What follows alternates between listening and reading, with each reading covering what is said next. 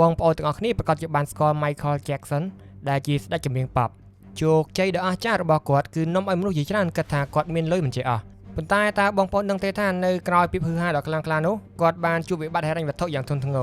រហូតដល់មានពាក្យចចាមរាមថាគាត់ខ្សែធនតើវាជាការពិតឬយ៉ាងណា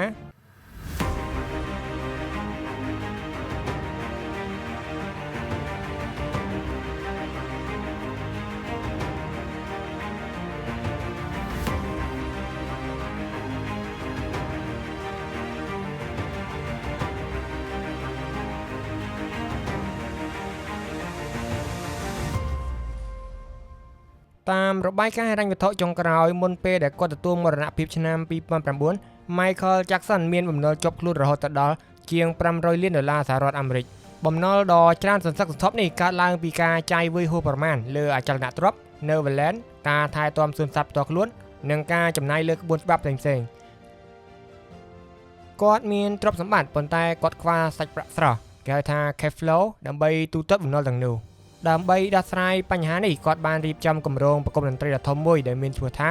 This Is It នៅទីក្រុងឡុងមនុស្សជាច្រើនគិតថានេះគ្រាន់តែជាការវិលត្រឡប់មកវិញប៉ុន្តែតាមពិតទៅវាគឺជាការព្យាយាមរកលុយដើម្បីសងបំណុល$500 លាននេះឯងសរុបមក Michael Jackson មិនមែនខ្សែធនតាមផ្លូវច្បាប់នោះទេប៉ុន្តែគាត់ស្ថិតនៅក្នុងស្ថានភាពវិបត្តិហិរញ្ញវត្ថុធ្ងន់ធ្ងរដែលចិត្តដួលរលំ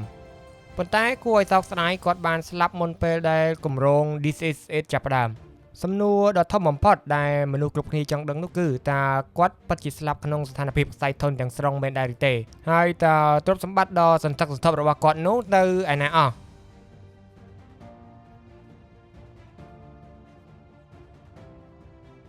ការប៉ັດដ៏គួរឲ្យភ្ញាក់ផ្អើលនោះគឺមរណភាពរបស់ Michael Jackson បានក្លាយជាសេចក្តីសង្គ្រោះខាងហិរញ្ញវត្ថុរបស់គាត់ភ្លាមបន្ទាប់ពីគាត់ស្លាប់តម្រូវការលើចម្រៀងនិងអាល់ប៊ុមរបស់គាត់បានកើនឡើងជាលំដាប់ក្រុមអ្នកគ្រប់គ្រងទ្រព្យសម្បត្តិ Estate Manager ដែលមានសមត្ថភាពបានគ្រប់គ្រងស្ថានភាពនេះយ៉ាងល្អដោយចាប់ផ្ដើមរកចំណូលបានរាប់រយលាន$ក្នុងរយៈពេលត្រឹមតែប៉ុន្មានឆ្នាំប៉ុណ្ណោះគន្លឹះសំខាន់បំផុតនោះគឺកាតាឡុកចម្រៀង Sony ATV ដែលគាត់ធ្លាប់ល្បីថានឹងត្រូវលក់នោះក្រុមអ្នកគ្រប់គ្រងដ៏វៃឆ្លាតបានរក្សាយ៉ាងប្រុងប្រយ័ត្នរហូតដល់ឆ្នាំ2016ទើបពួកគេលក់ហ៊ុនត្រឡប់ទៅឲ្យ Sony វិញក្នុងតម្លៃ$750 លានលុយនេះឯងដែលយកទៅសងបំណុលចាស់ទាំងអស់របស់ Michael Jackson រហូតដល់គ្មានសល់សរុបសេចក្តីមក Michael Jackson ស្លាប់ក្នុងស្ថានភាពជំពាក់បំណុលគេច្រើនប៉ុន្តែមិនមែនជាមនុស្សខ្សែធនឡើយព្រោះទ្រព្យសម្បត្តិដែលគាត់មានគឺនៅមានតម្លៃខ្លាំងណាស់សពថ្ងៃនេះគ្រួសាររបស់គាត់នៅតែទទួលបានចំណូលរាប់លាន$ជារៀងរាល់ឆ្នាំពីគេមរតកសិល្បៈរបស់គាត់ការចំណាយនិងរបៀបរស់នៅរបស់ Michael Jackson គឺស្ថិតនៅក្នុងកម្រិតកំពូលនៃភាពហ៊ឺហាដែលមិនធ្លាប់មានពីមុនមកសម្រាប់តារាចម្រៀងណាម្នាក់ឡើយវាគឺជាមូលហេតុចម្បងដែលធ្វើឲ្យគាត់ជួបវិបត្តិសាច់ប្រាក់ cash flow ទោះបីជាគាត់មានទ្រព្យសម្បត្តិសរុបច្រើនក៏ដោយនេះគឺជាចំណុចសំខាន់នៃរបៀបរស់នៅរបស់គាត់ទី1អចលនទ្រព្យ Neverland កន្លែងនេះវាមិនគ្រាន់តែជាផ្ទះនោះទេប៉ុន្តែវាគឺជាពិភពផ្ទាល់ខ្លួនដ៏ធំល្វឹងល្វើយសួនសត្វផ្ទាល់ខ្លួនមានសត្វកម្រដូចជាសត្វដំរីសត្វខ្លាសត្វជីរ៉ាហ្វនិងសត្វជាច្រើនទៀតដែលត្រូវចំណាយលុយរាប់លាន$ក្នុងមួយឆ្នាំសម្រាប់ចំណីនិងអ្នកថែទាំហើយសួនកំសាន្តមានរថភ្លើងហោះមានកង់វិលនិងហ្គេមផ្សេងទៀតដែលត្រូវការក្រុមការងារថែទាំចំនួនច្រើនបំផុតចំណុចទី2គឺការចំណាយលើបុគ្គលិកនិងសុវត្ថិភាពគាត់មានក្រុមអង្គរៈផ្ទាល់ខ្លួនចំនួនច្រើនដែលត្រូវបង់ប្រាក់ខែខ្ពស់ជារៀងរាល់ខែក្រុមការងារជំនួយការអ្នកបម្រើនិងបុគ្គលិកថែទាំផ្ទះជាច្រើនអ្នកទី3នោះគឺការទិញទំនិញតាមចិត្តនៅពេលដែលគាត់ដើរកម្សាន្តគាត់ចូលចិត្តទិញវត្ថុអនុស្សាវរីយ៍រូបសំណាកនិងរបស់របរតុបតែងផ្ទះដែលកម្រ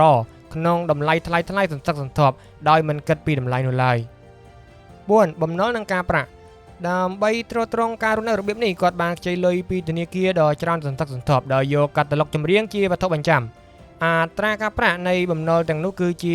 អត្រាការប្រាក់ដែលមានកម្រិតខ្ពស់ដែលធ្វើឲ្យបំណុលសរុបកើនឡើងជារៀងរាល់ថ្ងៃទោះបីជាគាត់មិនបានចាយលុយថ្មីក៏ដោយដែរ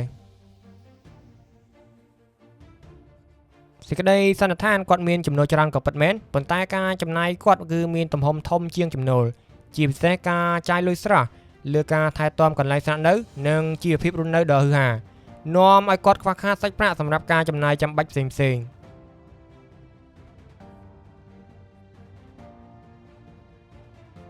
ផ្ទុយពីពាក្យយ៉ាំរ៉ាមថាខ្សែធនមរណភាពរបស់ Michael Jackson បានក្លាយជាចំណុចចាប់ផ្ដើមនៃយុគសម័យមាសខាងហិរញ្ញវត្ថុតម្លៃទ្រព្យសម្បត្តិរបស់គាត់បានកើនឡើងយ៉ាងសន្សឹកសន្ធាប់ដោយមូលហេតុខាងក្រោមនេះទី1តម្រូវការចម្រៀងកើនឡើងខ្ពស់ភ្លាមបន្ទាប់ពីដំណឹងមរណភាពតម្រូវការស្ដាប់ចម្រៀងរបស់គាត់បានកើនឡើងទ្វេដងអាល់ប៊ុមចម្រៀងនិងចម្រៀងតូលត្រូវបានលក់អស់ក្នុងរយៈពេលតែប្រមាណសប្តាហ៍ប៉ុណ្ណោះការស្ដាប់ចម្រៀងតាមរយៈ online streaming ដូចជា Spotify, YouTube បានកើនឡើងជាលំដាប់ដែលបង្កើតចំណូលជាប់លាប់ចំណុចទី2ការលក់ពិហុនកាតាឡុកចម្រៀង Sony ATV នេះគឺជាកត្តាធំបំផុតក្រុមអ្នកគ្រប់គ្រងបានសម្រេចចិត្តមិនលក់កាតាឡុកចម្រៀងក្នុងគ្រាមានវិបត្តិប៉ុន្តែបានទុកវាឲ្យកើនតម្លៃនៅឆ្នាំ2016បានលក់ហ៊ុន 50% របស់ Michael Jackson នៅក្នុងកាតាឡុក Sony ATV ត្រឡប់ទៅឲ្យក្រុមហ៊ុន Sony វិញតម្លៃនៃការលក់នោះបានខ្ពស់រហូតដល់$750 លានសហរដ្ឋអាមេរិកដែលគ្រាន់តែទឹកប្រាក់នេះមួយមុខអាចសងកំណល់ចាស់ៗទាំងអស់របស់គាត់បានហើយចំណុចទី3នោះគឺគម្រោងអាជីវកម្មថ្មីៗ New Project